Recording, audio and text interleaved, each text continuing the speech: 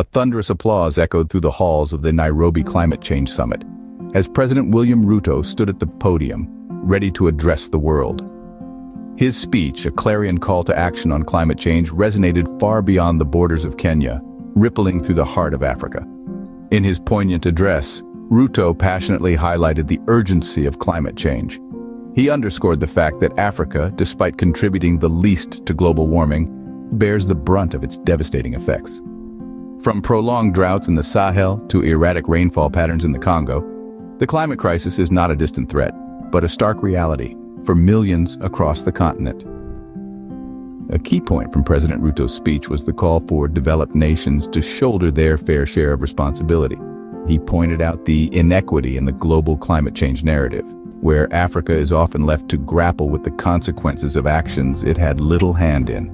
This, he urged, must change. Ruto also emphasized the need for Africa to leapfrog to clean, renewable energy. He painted a vision of a continent that harnesses the power of its abundant sun, wind, and geothermal resources, not just for the sake of the environment, but for the socio-economic upliftment of its people. But perhaps the most compelling part of Ruto's speech was his call to action. He urged every individual, every community, every nation to be a part of the solution. Climate change, he reminded us, is not just an environmental issue, but a humanitarian one. So what does this mean for you?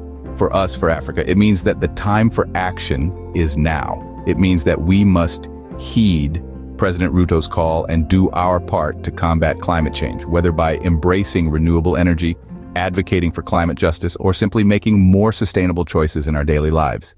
Inspired by President Ruto's speech, each of us can make a difference. Each of us can contribute to a healthier, greener, more sustainable Africa.